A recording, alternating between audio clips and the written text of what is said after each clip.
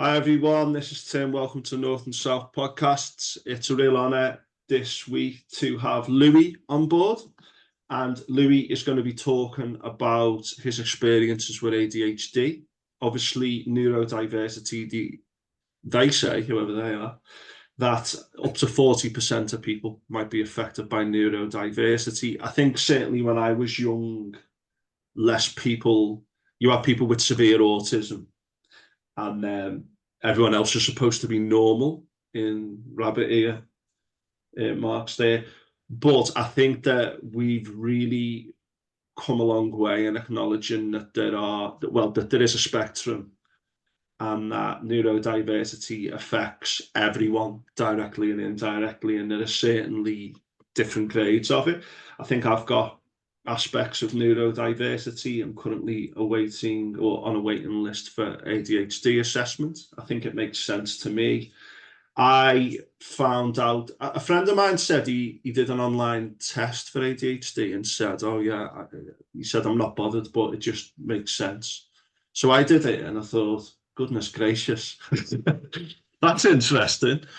And then I started listening to the Adult ADHD UK podcast, which I don't know if you've heard, Louis, is really, really good. And basically, they have said things which I have experienced, and I thought, oh my goodness, that's me. Now, I'm still awaiting diagnosis, but, I've had a few issues with my mental well-being throughout my life, which I think I can attribute to ADHD. So, Louis, that's my little spiel and intro, just for people who maybe aren't as well versed in neurodiversity and ADHD. You have been diagnosed technically with ADHD. Do you want to tell us how that happened and how it all kind of started for you? And welcome to the show. Thank you very much. Pleasure to be here. So for me, it sort of started my mom went through diagnosis. So I was probably about 2 years ago, I think it was, and she was going through different things that she's experienced and was going through the university way of doing it. And she went to me like, a lot of these things that I'm putting down, that's you to a T kind of thing. And I started researching it like yourself. I did an online test and things like that on there.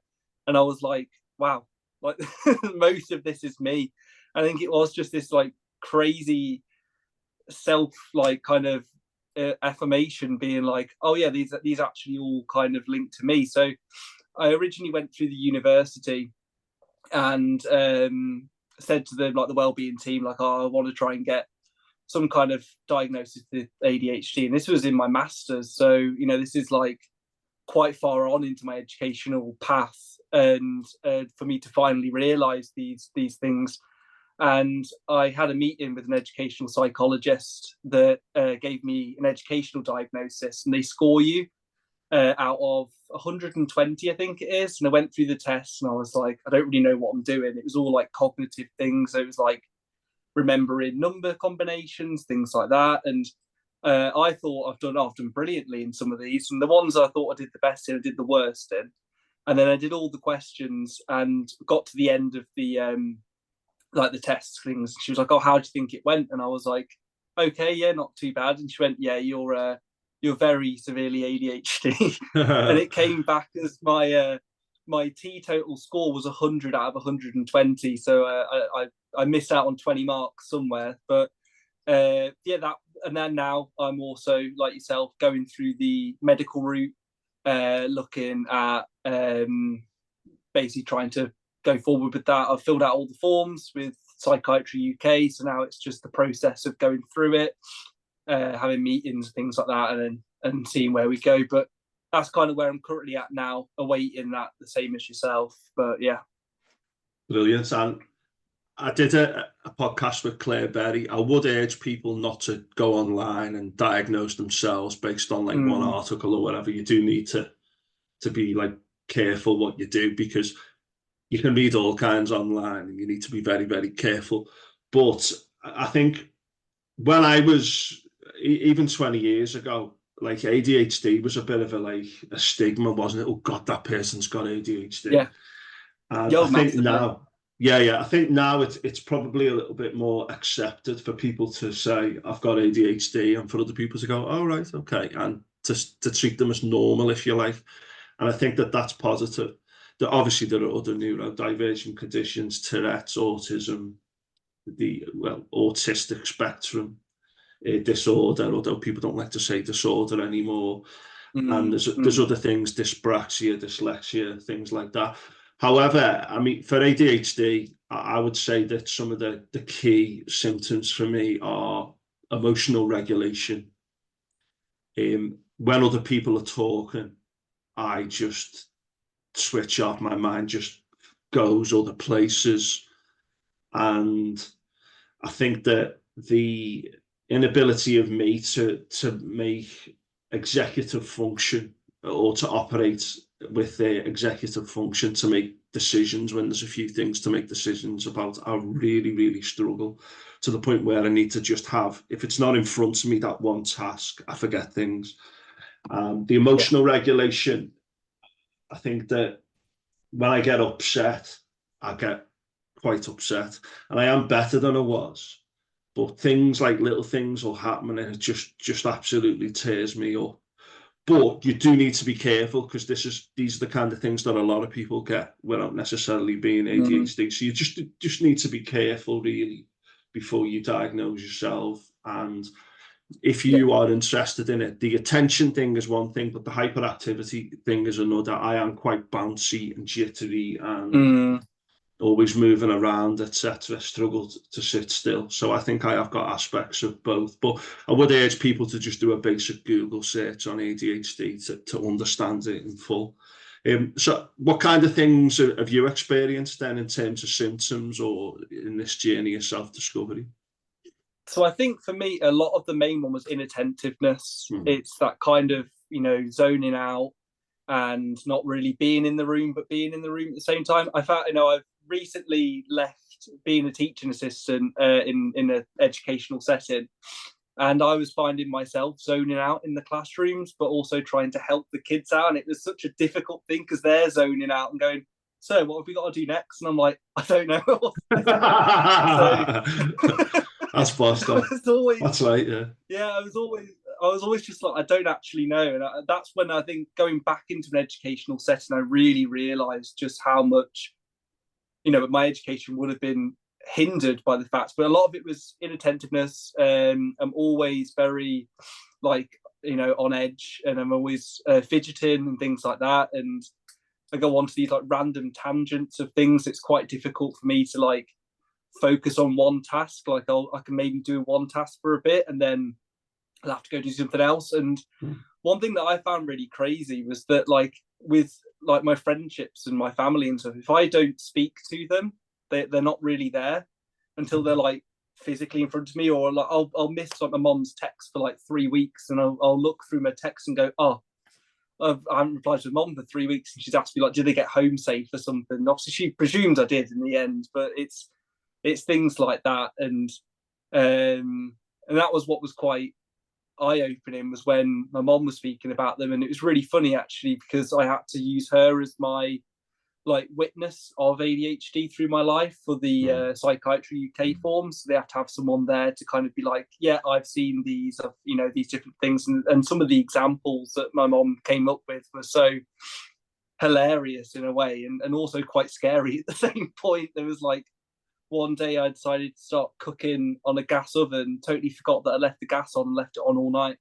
And, it all running a bath, and then I'll end up doing something in my bedroom, and then I'll come back and the bath's that much full until the top. And I'm I've totally forgotten even running a bath, because it's not in my mind at the, the present moment kind of thing. So, yeah. And I think especially with emotions, I feel like I've always been someone that's had my emotions on my shoulder. And I feel like I, in a way, find it difficult sometimes if something, so criticism is a very big one for me. If criticism isn't presented in a way positively, then I take that really on board, and that can eat me up for quite a few days. That I feel like I felt let people down in that sense. And also going into things with 120% everything, and then I realized later on down the line, I'm it's actually really breaking my mental health itself, making me feel worse. But because I go into it full ball, I'm like, yeah, I love it, everything's amazing. And then I realized by about a couple of months, I'm like, yeah, this is actually really difficult to try and maintain, and I can't keep up that kind of like image that I present to people. But yeah, that's a couple of the things that I'd say that are quite interesting, what I've learned about myself from sort of getting that educational diagnosis and kind of putting the dots together and realizing things and things like that. Yeah, no, I can relate to pretty much all of that. And I remember at school, I was a good student. I think a bit like yourself, I think that a lot of people who are neurodivergent, even with ADHD, which is an attention deficit, we can do quite well at school. But I remember, like, if there was a task where the teacher would give like 4 or 5 instructions and then say, right, get started. And I'd be like, I remember saying to like the student next to me, what do we have to do again? Whereas if the teacher gave us one thing to do, I'd look at the board and go, right, I'm on this, and just did it. And if I was working by myself using the textbook, I was fine. But it was the listening part of things which I really struggled with. But I mean, I did really well through the education system, and I've always done well in academic studies, etc. But it's interesting, isn't it? Because people think, oh no, you can't have ADHD because you're doing quite well. But I mean, I would urge people to do a basic Google search. Be careful what you look at online. But the adult ADHD podcast, that thing about like criticism, they call it, is it RSA, sorry, or RAD, where you really don't take criticism well. I think that's a big part of it. And I think also that 120%. And my early teaching career, I don't think I did myself any good with the way I ploughed into it. And like, if one little thing went wrong, it was like, oh, that's not good enough, kind of ridiculous perfectionist pursuit of perfectionism. And I think that's a big part of it as well. But it is multi-layered and multifaceted.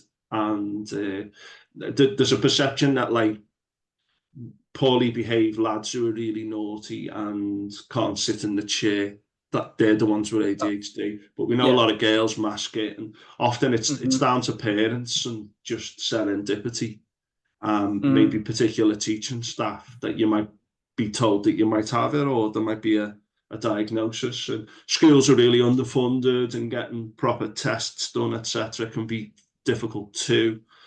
So, it's a whole minefield, isn't it? But I do think it's a lot better than it was. And I do feel better knowing that I'm not completely crazy.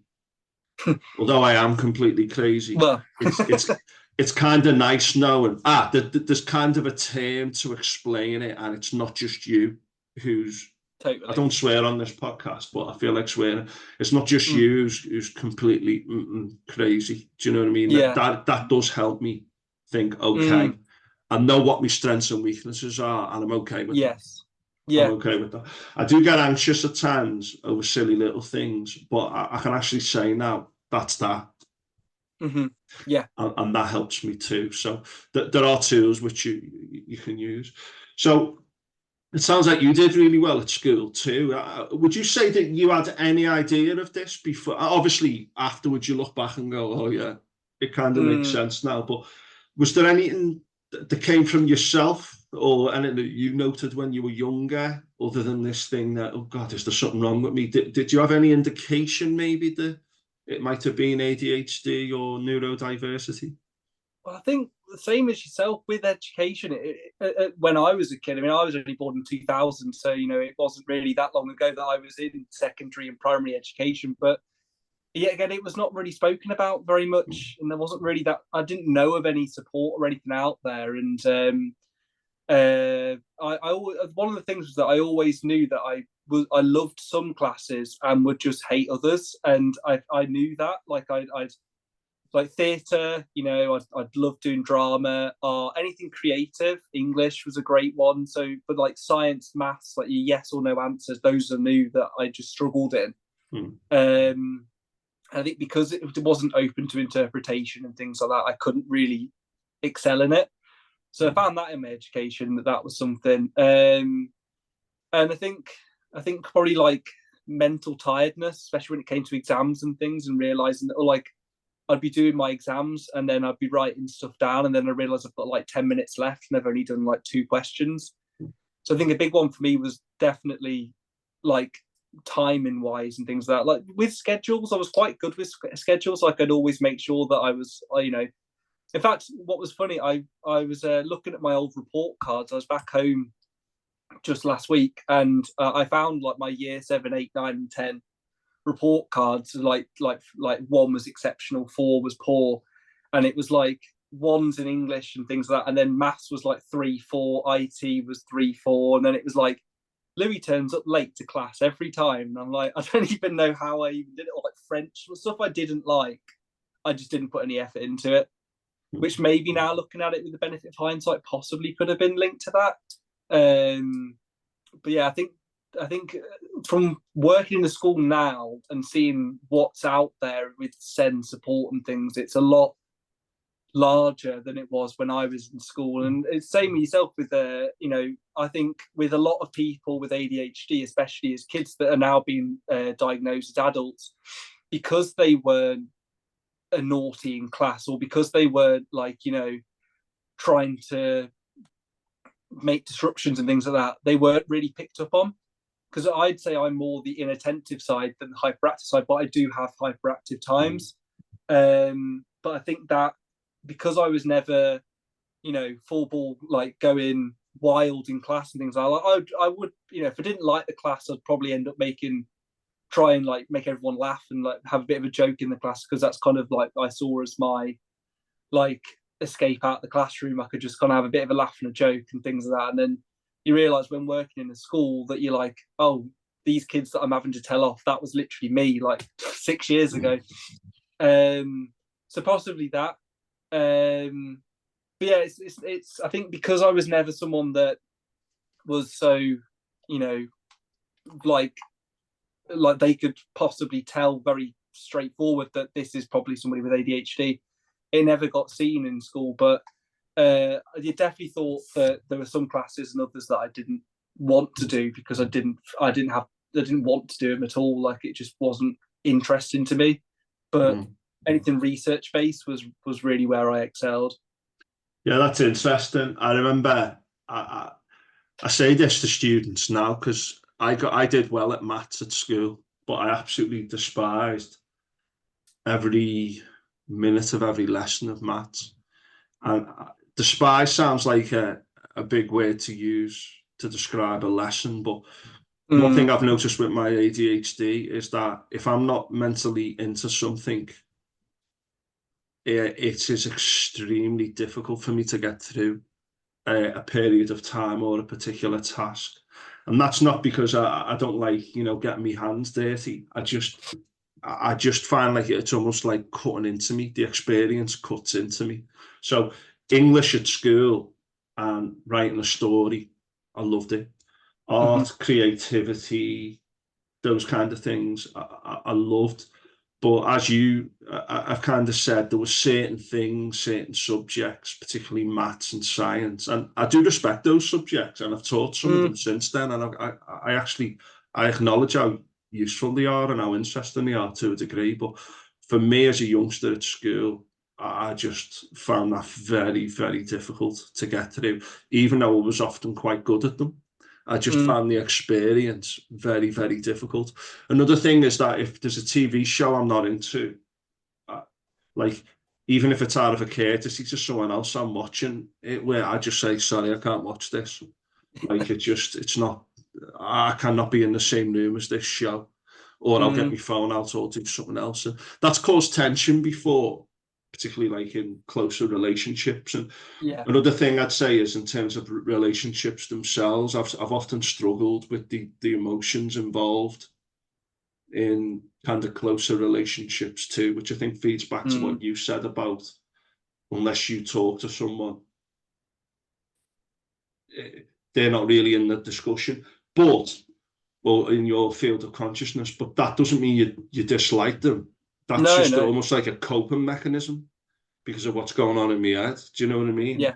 It's very hard to explain, but I think for me, like, I mean, I've had jobs in the past where I literally every minute I'm just knowing, my mind's just saying this is horrible. And or tasks like decorating or something like that. It just drives me insane. Whereas if I could go out with the dog, or I don't even mind going around the car, like checking the oil on the car and stuff, because I can listen to a podcast while I'm doing it. Do you know what I mean? So for me, it's very difficult to be doing something which I don't consider useful or important or relevant to me. Very, very challenging indeed. And it does impact on your job. I think your relationships. I mean, people with ADHD are more likely to be unemployed, have poor mental health, have relationship issues, have addiction issues, which is a big one, and to be, in prison. So there's a lot of statistics to back up how ADHD can have a really adverse effect on your life. And I think it's useful to know that, because then you can go, right, I can factor that in. And I do consider myself very lucky with the upbringing I had, where I was taught to value school and I could read and write from a young age. And that kind of helped me get beyond some of the restrictions that neurodiversity might present. But I feel so much better knowing how I am. Another thing I've had this discussion before is, don't you find labels a bit restrictive? And I go, yeah, they can be, and you shouldn't let them be, but also they can be a source of helping you to understand and to show self-knowledge and go, I'm affected by this. Yes, that's massively okay.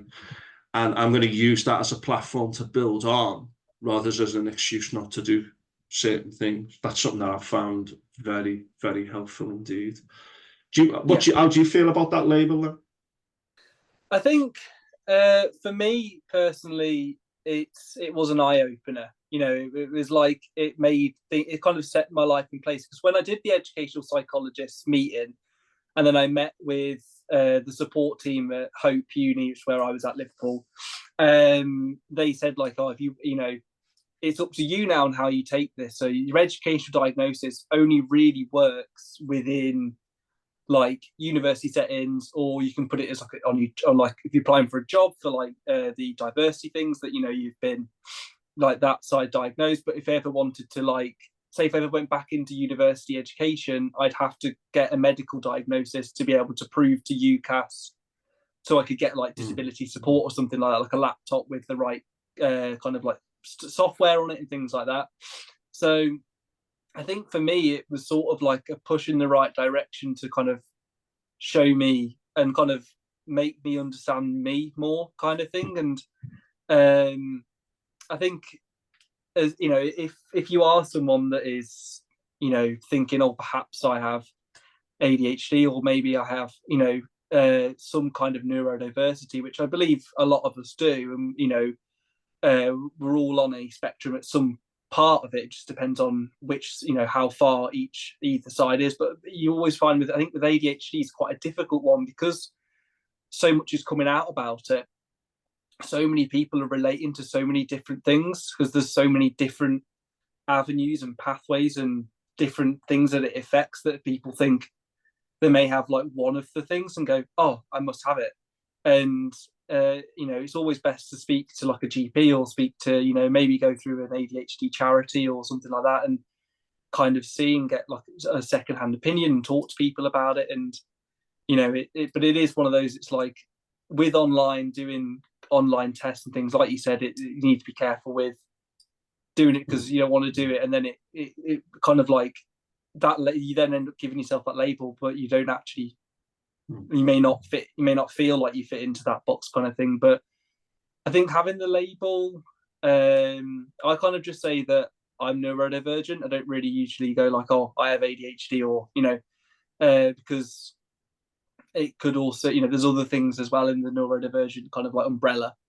So yeah, I don't know, I think if it gives someone closure and confidence in themselves to have that kind of like label, which I think it did for me, then great. But if you feel like perhaps it's hindering you into one place, and you think, I have to now live like this, or you live your life now because you've got this label, then maybe a label is a hindrance. But I don't know, I think it depends on you as a person. I think for me personally, it helped me, and it allowed me to understand more about myself. Yeah, they are wise words. It's what you just said there about the whole thing. And I think Bob Dylan said once, he said, I've never read a history book that like talked about how people feel about things. And I think that the experiences I've had in my life, you know, when you read a good book, sometimes you go, oh yeah, I've done that. You know, it's interesting. And I remember when Facebook started, and like there was a group like I silently want to hit people who walk slowly on the back of the head, and you think, oh yeah, I've thought like that, you know, that kind of stuff. But Yeah. the adult ADHD podcast, which I can't recommend more highly, has got two people with like ADHD and one who's got ADHD and autism. And some of the things they've related, I thought, wow, that is exactly how I've experienced things, or I've done that. And all of a sudden, it makes me feel almost a bit better and go, it doesn't excuse bad behavior or whatever, but I now understand why I might have been more likely to do that or to struggle in those kind of situations or environments. And that's empowerment. And I think that we should, in the pursuit of self-knowledge and self-understanding, it's about empowerment rather than restriction. And I think what you just said there about getting proper advice, not just saying, oh, I do that, like, you know, or my kid, you know, runs a stick along the railings along the street. You must have autism kind of thing. Yeah. Obviously, you need to be. I did that as well. So I probably did as well, to be honest. Yeah. You know, you do need to be careful with these things because Absolutely. you don't want them to become self-fulfilling prophecies, which they can very easily become without you even knowing about it. But it's interesting. Have you found just general well-being? Because I've had issues since I was 29. Depression. Before that, I think, issues with OCD and anxiety as young as 4. I seem to recall, but as young as 4, having panic attacks when I was young. I do feel I have had issues with social anxiety, OCD, general anxiety disorder, and depression from 29. And I'm a lot better now because I understand them more. But I feel like ADHD, there's a lot of comorbidities. And I think that the ADHD mind, those things are more likely. And that's helped me understand that as well and to be okay with that. So although I'm on antidepressants now and I have to do a lot for me mental health, like exercise, get out, meditate, all this stuff. I eat well, I don't drink alcohol. I feel like I'm kind of grasping the bull by the horns and saying, right, I need to get myself better. But my well-being journey since 29 has been a tricky one. I'm 46 now. How's your well-being been throughout life, and do you think ADHD is connected to that? I mean, possibly, yeah. I think I know for a fact that definitely emotionally, I've had times where like things have affected me a lot more than maybe it would somebody else, or maybe it's not affected me as much as maybe you'd expect it to. But I've recently been diagnosed with panic disorder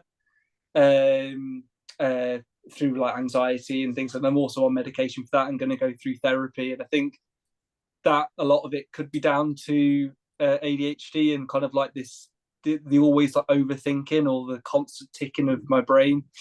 And with the panic disorder, you know, it's being out in like spaces where like shops and things and getting overstimulated and feeling like everything's like there's a massive weight on top of me, which causes me to kind of be like, I need to get out, kind of like panics and things like that. And you know, I'm going through the process of that now to try and learn that about myself and how I can, you know, help work with that. And I've always been someone that always feels at home when I'm outside.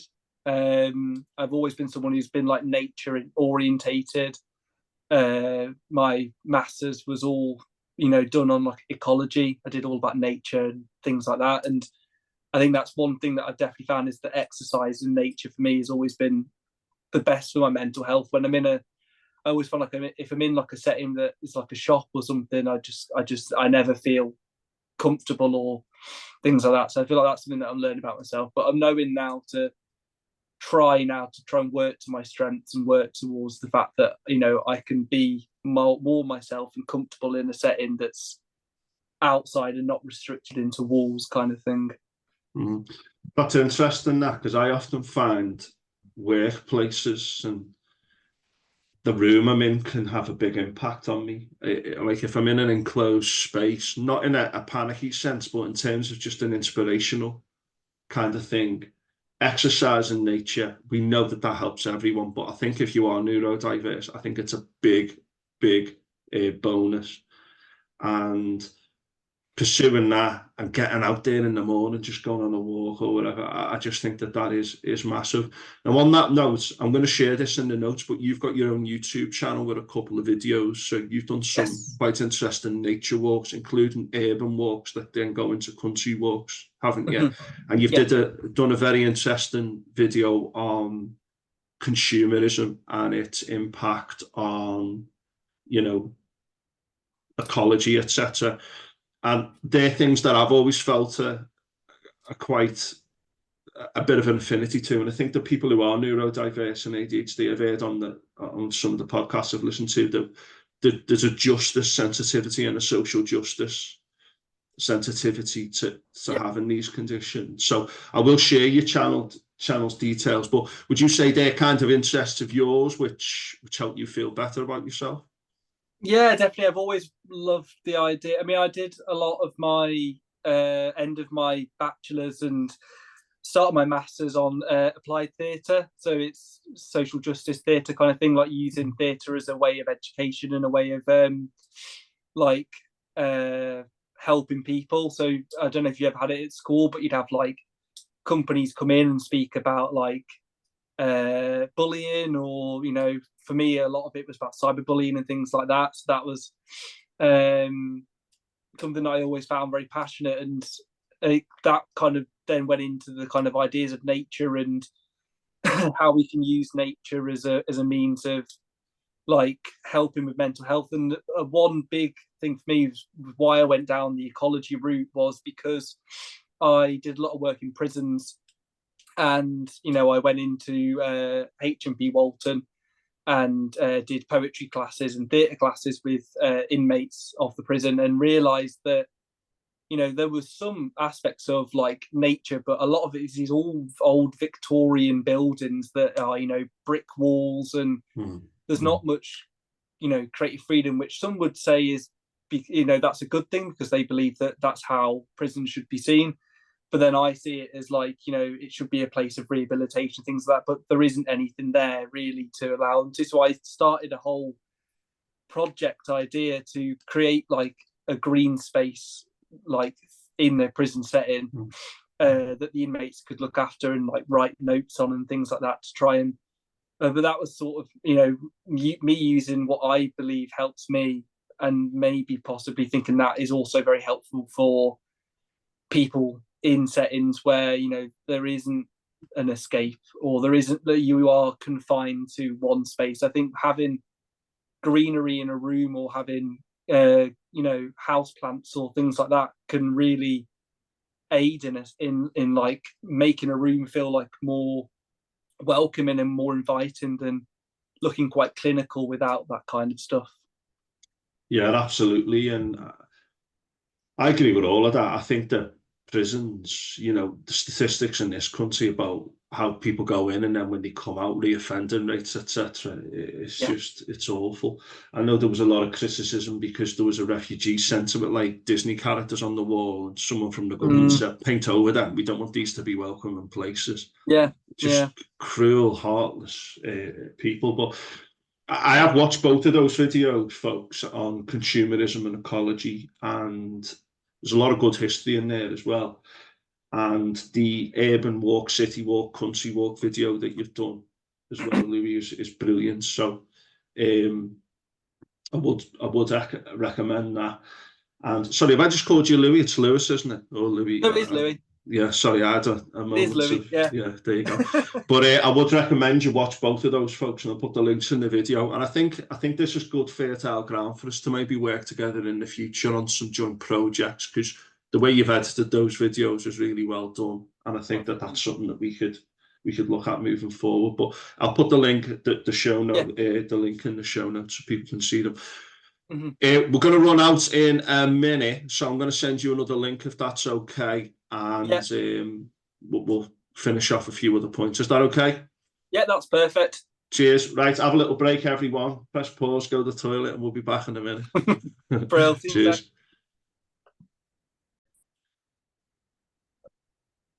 Hi, everyone. Welcome to part 2 with Louis P, the legend. Just a couple of things in terms of ADHD symptoms. These are just lifted from Google. There is an attention deficit aspect to ADHD and hyperactivity, but you don't necessarily have to have all of those. Some of the key things are short attention span, especially for non-preferred tasks. I can relate to That's funny, isn't it? Hyperactivity, which may be physical, verbal, and or emotional. Impulsivity, which may manifest as recklessness. Fidgeting or restlessness. Yeah. Disorganization and difficulty prioritizing tasks. Yeah. Poor time management and time blindness, frequent forgetfulness, and daydreaming, and the appearance of not listening. But you might have a few of them, and a lot of people will have a lot of them all the time. So just make sure that you don't diagnose yourself too quickly and hastily without going through the proper channels, as Louis said earlier. So Louis, brilliant first half there, and you speak really well. And we were talking before that we might do a podcast with your mum on as well in the future, just to get that perspective, because there's increasing evidence that neurodiversity can be passed on through the family line, which is not something that I think was always that clear in times gone by. But there's more evidence, I think, to suggest that that's the case, particularly with what you might call non-severe neurodiversity, as our understanding of that expands. So where are you up to at the moment, and what are your plans for the future? So at the moment, I'm kind of looking more at going back into freelance artist work again, with like my profession. And then with the future, I don't know, I have a few different ideas, as someone would do with ADHD. So there's a lot going on. But I have ideas of maybe creating theatre companies that work with more like children in cities and things like that, and also possibly maybe looking at furthering my university education through a PhD, and either, I'm not sure what route and avenue to go through, if I go through the theatre side or go through maybe more like the educational side with neurodivergency and SEN. And then probably going to lecturing is an overall goal, which is going to be further down the line, I'm sure. But that's a hope and a goal. Good. Two of the people on the Adult ADHD UK podcast, they're both professors with PhDs, and they talk about the challenges of doing that with ADHD, and they're both lecturers, which is interesting. And I mean, ADHD, there are people with phenomenal success in the world who are neurodivergent, and it's important to underline that. Just on the acting thing as well, I just wanted to say, you'll be well aware of this, but there's increasing evidence to show that people can relive trauma and difficulty in life and process it far more using drama, which I spoke to someone about not that long ago. But I think wider social justice issues like the theatre of Bertolt Brecht, etc., where you can literally turn the stage into a piece of social justice. And a lot of people say, oh, that's a political dimension to things, but I think it's also just a human dimension to things, isn't it? So I think that's really, really exciting that you've got those ambitions. Yeah, well, there's a really good philosopher called Augusto Boal. How do you spell Boal? Sorry. Boal. There you go, folks. Yeah, and he was a Brazilian, I believe, that fought for social justice in theatre in Brazil. And he created something called forum theatre, which is a type of theatre where you show a project or a production, and then you have the audience participate in it to kind of show like where things have gone, like what would you do differently in these situations, which now, that was in the 60s, but now a lot of theatre for social justice is driven and drives from those kind of theories. And that's something that I think is also, I think theatre is a great way to show creativity and things, but it's also a great way to experience and explore different ideas. And people may not think that they are very theatre based, but we all have a creative side, and it's something that I think has, throughout, government funding and other things getting in the way. COVID, a big one, is that people see this theatre as the elitists, and people who go to do the arts are all kind of like, of high academia, or have the possibilities to travel that. But it's not true. I was from a council estate, and I had a passion in it, and I followed that passion. So that's another thing, that if you do have a passion in theatre or the arts, then it's not going to waste. Everyone needs theatre, everyone needs arts, and everyone needs media and things like that. So the arts is very important. Yeah, I couldn't agree more.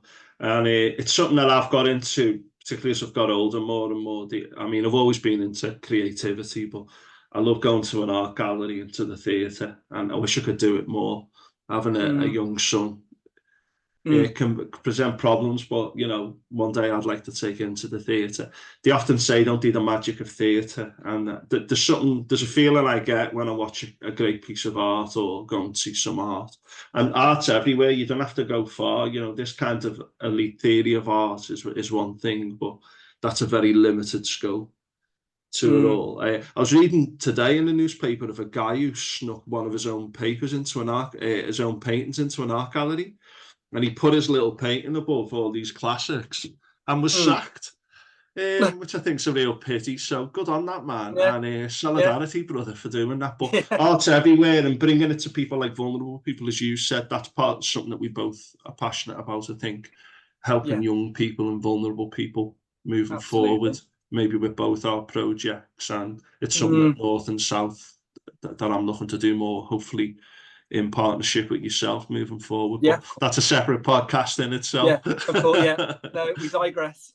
Yeah, we digress. Anything else that I haven't mentioned that you might want to mention, Louis?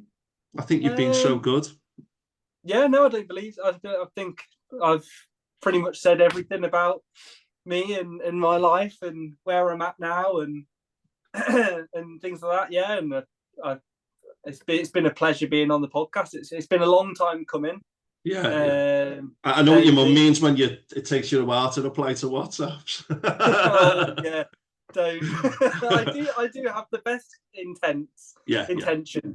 But no, I've had a really lovely time. It's been really nice to speak about me, and also relate to other people about things. I think that's a really big part of speaking about any neurodivergency, is just chatting to your friends, your peers, and just speaking out about things, and then you start slowly realizing things. And it is something that takes time. It's not going to happen overnight. No one's going to be waking up one morning and going, "Whoa, hold on a minute, I've something's different here," And it is a journey, and it's a path that we're all on. And people listening to this podcast or reading up on things, maybe hopefully see this and have some kind of inspiration or some idea, maybe why, like you said earlier, that they aren't just a crazy person or a wild mad person. There is a thing for it, and there is support, and it is a common thing that can be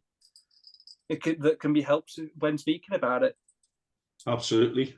But it was a great chat. It flowed so well, and I think we've gone around the houses there, gone into creativity, art and everything. But do check out Louis' YouTube channel and watch his videos. They're both very informative. And I've got a good feeling me and Louis will be speaking again soon and coming up with some other projects. So, Louis, I'm going to stop the recording now. Thank you very much for your time, and enjoy the rest of your day. Thank you.